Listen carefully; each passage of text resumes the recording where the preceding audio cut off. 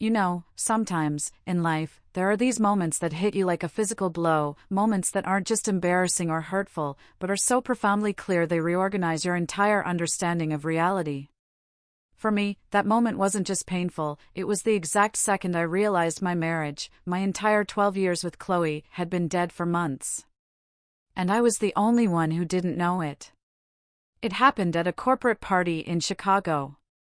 I reached out to hug Chloe, just a normal, affectionate gesture, and she pushed me away so hard, so abruptly, that my drink nearly flew out of my hand. "Don't touch me," she said, loud enough for everyone to hear. The room went absolutely silent, the kind of silence that feels like everyone's holding their breath at once. I just stood there, hands still half raised, frozen like an idiot. Chloe, meanwhile, simply turned back to her conversation circle as if nothing had happened at all. The worst part wasn't even the rejection itself. It was the fact that nobody seemed surprised. A few people quickly looked away, some suddenly found their phones absolutely fascinating, and one guy I barely knew gave me this look of pity that just made my stomach churn. That's when I noticed Marcus Thorne standing next to Chloe, closer than any coworker should be, his hand resting casually on the small of her back. Marcus worked in her department, some senior analyst position. I'd met him a handful of times over the past year. Always the same polite smile, firm handshake.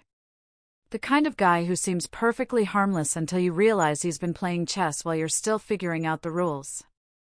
He wasn't laughing, wasn't smirking, just stood there with this calm, almost bored expression, like he was watching a movie he'd already seen. Chloe was wearing the navy dress I'd complimented that morning, the one with the silver details that she said made her feel confident. She'd spent an hour getting ready, which wasn't unusual, but now I was replaying every detail in my head with this sick new clarity. She hadn't asked me how I looked, hadn't really spoken to me in the car ride over. And when we walked into the venue, she'd immediately drifted toward Marcus and his group.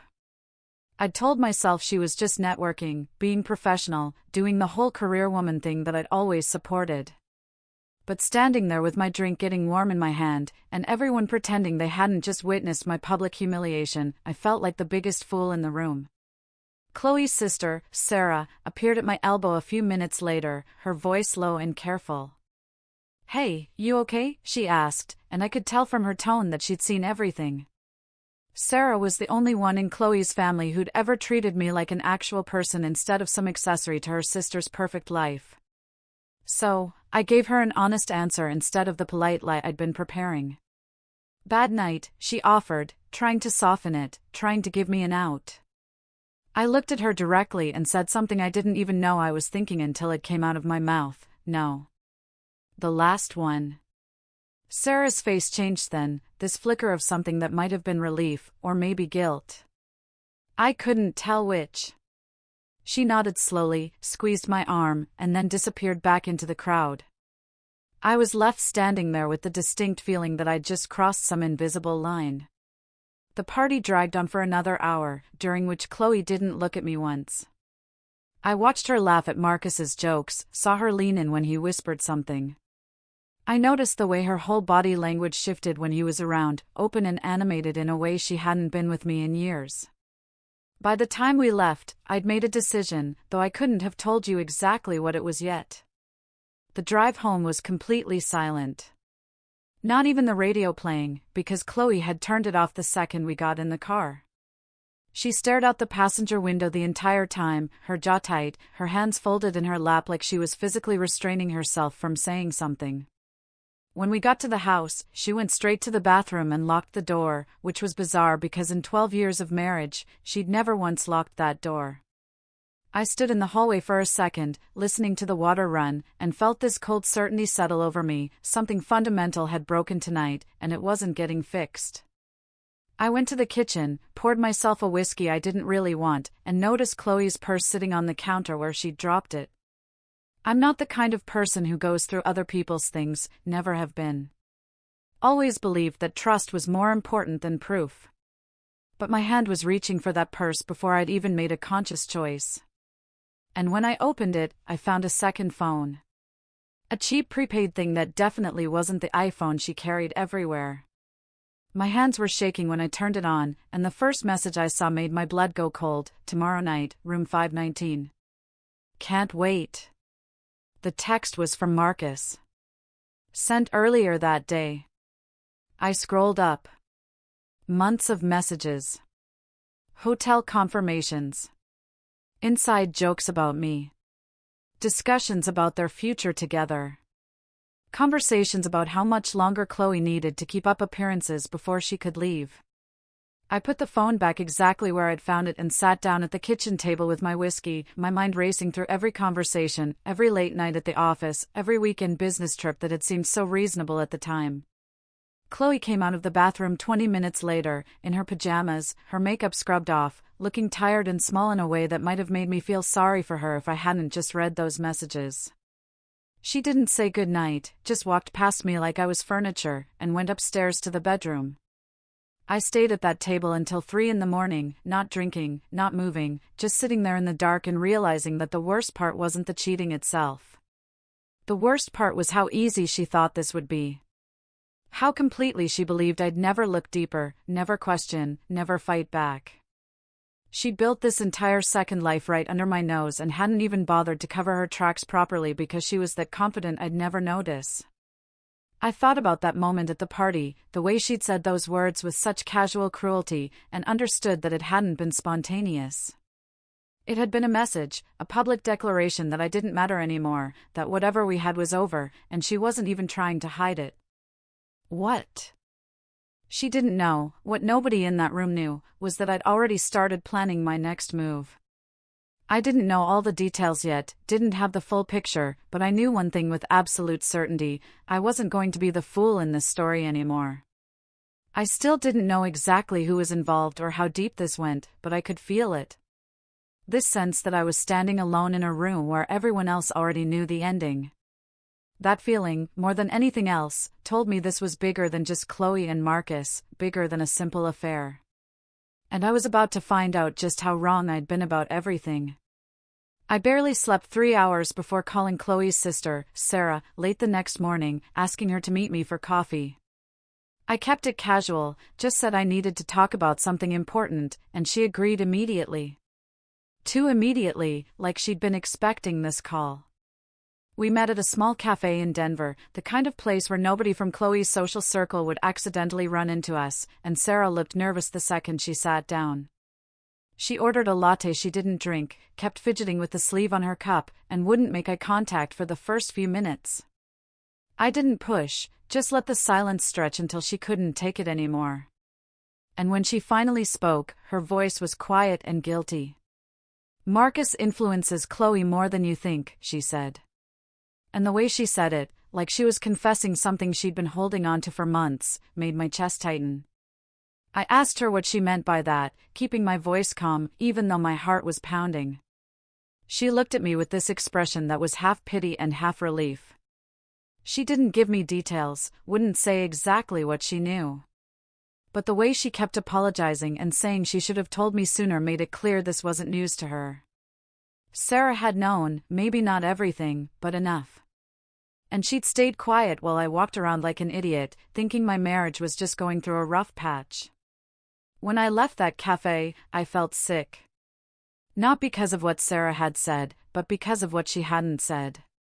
All those careful pauses and loaded glances that told me this went deeper than one affair. I was halfway home when my phone rang and Chloe's mother, Eleanor's, name flashed on the screen. I almost didn't answer, because talking to Eleanor was usually an exercise in being lectured about my shortcomings. But something made me pick up. Maybe curiosity, maybe just the need to know how bad this really was.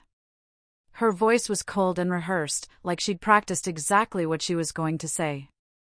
And within 30 seconds, I understood that this call wasn't random. "You're holding her back," Eleanor said. No greeting, no pretense of concern, just straight into the attack. She went on about how Chloe needed space to grow, how I was making things harder than they needed to be, how a real husband would understand when it was time to step aside. The whole speech had this weird quality, like she was reading from a script someone else had written. And I realized with absolute clarity that this wasn't a concerned mother calling to check on her daughter's marriage.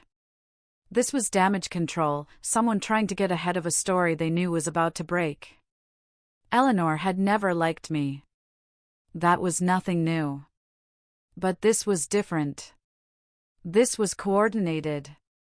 She was talking to me like the decision had already been made, like my role in this entire situation was just to sign whatever papers they put in front of me and disappear quietly. I hung up on her mid-sentence, something I'd never done before, and sat in my car for 20 minutes trying to process what was happening. When I got home, Chloe was at work, or at least that's where she said she was going. I went straight to her office, where she kept all her personal documents. The second phone was gone from her purse. She'd obviously realized I might look. But people who are hiding things always make mistakes, and Chloe was no exception. I found a tablet she rarely used, shoved in the back of her desk drawer. When I turned it on, it was still logged into her email. There were messages from Marcus, casual and familiar in a way that made my skin crawl, talking about dinner plans and weekend trips, and inside jokes that clearly went back months. But what caught my attention was a message from 3 weeks ago with the subject line "Next Steps." And when I opened it, my entire world shifted. They weren't just having an affair. They were planning my exit, discussing how to position me as unstable, how to make sure Chloe got the house and most of our assets, even talking about witnesses who could testify to my supposed erratic behavior. Sarah's name was in that email, along with a question about whether she'd be willing to make a statement if it came to that. I took photos of everything with my own phone, my hands steady, even though I felt like I was watching someone else's life fall apart. And then I put the tablet back exactly where I'd found it. That's when I decided to call a private investigator. Not because I needed more proof for myself, but because I needed documentation that would hold up if this turned into a legal battle. I found Frank Miller through a lawyer friend who owed me a favor. When we met the next day, Frank listened to my story without interrupting once. He was in his 50s, calm and professional, the kind of guy who'd seen every variation of human betrayal and wasn't impressed by any of it anymore. "If this is real, it won't take long," he said. And something about his confidence made me feel less crazy, like maybe I wasn't overreacting or imagining conspiracies where none existed. Frank worked fast, came back to me within 2 weeks with a folder so thick I needed both hands to carry it. There were photos of Chloe and Marcus at restaurants, hotels, his apartment, her car parked outside his building overnight. There were credit card statements showing charges at expensive hotels on nights Chloe had told me she was at business conferences. There were phone records with hundreds of calls and texts between them, going back almost a year. There were even bank transfers, Chloe moving money from our joint account into a separate one I didn't know existed. Small amounts at first, but getting bigger over time. Frank had timeline charts, location data, witness statements from hotel staff who recognized them as regulars.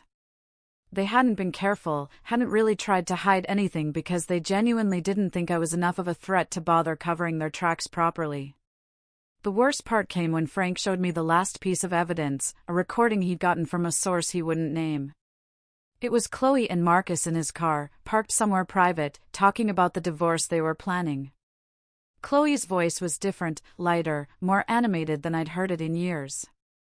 Talking about how easy it would be to paint me as controlling and jealous. How her family would back her up completely. How I'd probably just accept whatever settlement they offered because I always took the path of least resistance. Marcus was encouraging her, making jokes about how I'd looked at the party when she pushed me away, calling me pathetic in that casual way that told me this wasn't the first time they'd discussed me like this. I listened to the whole thing sitting in Frank's office, my face probably blank because I'd run out of emotional reaction somewhere around the hotel photos. When it was over, Frank asked me what I wanted to do next. And I told him to keep digging. Find everything. Because if they thought I was going to roll over and make this easy, they'd seriously miscalculated who they were dealing with. That night, Sarah called me, her voice shaking, and said something that confirmed what I already suspected. "They asked me to testify against you," she said, and I could hear her crying on the other end of the line. She said Chloe had called her that afternoon, casual and friendly, working the conversation around to asking if Sarah would be willing to tell a lawyer about times I'd seemed angry or unreasonable or difficult to deal with. Sarah had refused, which was why she was calling me now, guilt and panic making her words tumble out faster than I could process them. I thanked her for telling me, kept my voice gentle even though I wanted to scream, and told her not to worry about it, that I had everything under control. I didn't, not really, but saying it out loud made it feel more true. I spent the rest of that night going through Frank's folder again, organizing everything chronologically, building a picture in my mind of exactly how long this had been going on and how many people had known about it while smiling to my face. They thought I was quiet because I was broken, too passive to fight back, too in love with Chloe to see what was right in front of me. What they didn't understand was that I wasn't quiet because I'd given up. I was quiet because I was preparing, gathering every piece of evidence I needed to make sure that when I finally made my move, there wouldn't be any room for them to spin the narrative in their favor. I met with a divorce lawyer named Brenda Jensen on a cold morning 2 weeks after I'd started collecting evidence. The first thing she said when I walked into her office was that I looked tired. I told her I hadn't been sleeping much, which was true, and she nodded like she'd heard that 1,000 times before. Brenda had a reputation for being ruthless in court, the kind of attorney who didn't waste time on sympathy or small talk. When I laid out Frank's folder on her desk, she spent 40 minutes going through every page without saying a word. When she finally looked up at me, her expression was serious, but not surprised, like she'd seen this exact scenario play out with different names and faces more times than she could count. "You're not in a marriage. You're in a war," she said. And something about hearing it stated that plainly made everything feel more real. We spent the next 3 hours building a strategy, going through financial records, talking about how to protect assets and reputation when the other side was already planning to destroy both. Brenda was methodical, asking questions I hadn't thought of, finding holes in my documentation that needed filling, making me realize that being right wasn't enough if I couldn't prove it in a way that would hold up under scrutiny. She told me to keep acting normal. Don't let Chloe know I was onto her. Don't confront anyone or make accusations. Just gather more evidence and wait for the right moment to file. The hardest part was going home that night and pretending everything was fine, sitting across from Chloe at dinner while she talked about her day at work, and I nodded in all the right places, knowing that she was probably texting Marcus the second I left the room. 2 days later, Chloe came home from work early, which was unusual, and dropped a manila envelope on the kitchen table in front of me. "Just sign." "I've endured enough," she said, her voice tight with frustration, like I was being difficult by existing in her space. I opened the envelope and found divorce papers already filled out with terms that were laughably one-sided. She wanted the house, the car, most of our savings, and she'd even included a clause about me covering her legal fees. There was a paragraph about my supposed emotional instability, carefully worded to sound reasonable while painting me as someone who'd been difficult to live with for years. I read through the whole thing slowly, watching Chloe's face get more impatient with every page I turned. And when I finished, I sat it down and told her I needed time to think about it. She looked genuinely shocked, like she'd expected me to sign immediately and thank her for making it easy. "There's nothing to think about," she said, her voice getting sharper. "This is what's happening, Arthur. You can either make it simple or make it ugly." I told her I'd have my lawyer look at it, keeping my voice calm and neutral. And she actually laughed at that. This bitter sound that told me she thought I was bluffing. She didn't know I'd already been working with Brenda for weeks. Didn't know about Frank's folder or the evidence I'd been collecting. Still believed I was the same passive guy who'd let her push him away at that party without saying a word. The breaking point came 3 days later when Chloe's family called a meeting at her parents' house outside Atlanta. One of those formal sit-downs that was clearly meant to be an intervention. I showed up because refusing would have tipped my hand. And the second I walked in, I could tell from everyone's faces that they'd already decided how this was going to go. Eleanor sat at the head of the table like a judge. Chloe's father, David, stood behind her, looking uncomfortable but compliant. Sarah was there, but wouldn't meet my eyes. And Chloe sat next to Marcus, which was bold, even by their standards. They'd actually invited him to a family meeting about their daughter's marriage, and nobody seemed to think that was strange. Eleanor started talking about how marriages sometimes run their course, how Chloe deserved to be happy, how I needed to accept that this relationship had reached its natural end. David added something about respecting Chloe's choices and not dragging things out unnecessarily.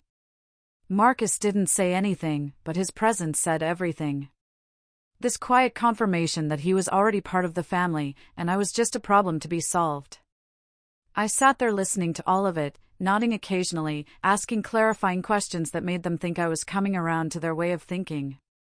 Sarah looked miserable the entire time, kept opening her mouth like she wanted to say something and then closing it again. When Eleanor finally asked if I understood what they were telling me, I said yes.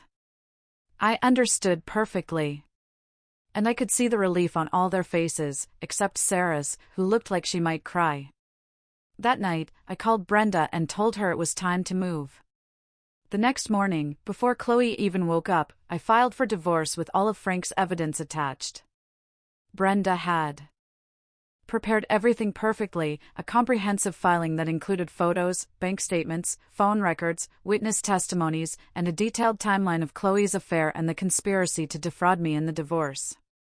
I had copies delivered to Chloe at her office, to Marcus at his desk 3 floors up, to Eleanor in David's house, even to the HR department at Chloe's company since their affair violated about 6 different workplace policies. By noon, my phone was exploding with calls and texts that I ignored. And by evening, Chloe showed up at the house in a state I'd never seen her in before. She wasn't angry or defensive. She was panicking, her voice shaking as she demanded to know where I got all that information and why I was doing this to her. "You didn't betray me by loving someone else," I said. "You betrayed me because you thought I'd never stand up for myself." And something about finally saying it out loud made my voice steadier than it had been in weeks. She tried to argue, tried to spin it like I was overreacting or misunderstanding what the evidence showed, but there was no conviction behind her words anymore. Marcus had apparently already lawyered up and stopped returning her calls. Eleanor had left 3 increasingly frantic voicemails about needing to talk immediately, and Chloe's company had put both her and Marcus on administrative leave, pending an investigation. Everything she'd built, this whole carefully constructed plan to exit our marriage on her terms while making me look like the problem, had collapsed in less than 12 hours because she'd underestimated me so completely that she didn't bother covering her tracks. The divorce took 4 months to finalize, faster than usual, because Chloe's lawyer knew they had no defense against the evidence Brenda presented. Chloe tried to negotiate a few times, wanted to settle quietly and avoid a trial, but Brenda advised me to let it go to court, and I'm glad I listened. The judge was not sympathetic to someone who'd planned to commit fraud while conducting an affair with a coworker, and the final settlement was about as fair as these things ever get. I kept the house. We split the savings equally after Chloe paid back what she'd moved into her secret account, and she ended up covering most of her own legal fees. Marcus got fired after the company investigation confirmed multiple policy violations, and last I heard, he and Chloe weren't together anymore. Apparently, relationships built on deception don't hold up well under pressure. Eleanor stopped calling after the settlement was finalized, which was honestly a relief, and Sarah reached out a few months later to apologize again. I told her I understood she'd been in an impossible position, which was mostly true, and we still talk occasionally, though things will probably never be quite the same. I moved into a smaller apartment downtown 6 months after the divorce was final. One of those modern places with big windows and hardwood floors that doesn't have any memories attached to it. I make tea in the mornings and sit by the window watching the city wake up. And sometimes I think about that night at the party when Chloe pushed me away and how completely different my life is now. I didn't win, exactly. Winning would mean none of this ever happened. But I stopped losing myself in the process of trying to save something that was already gone.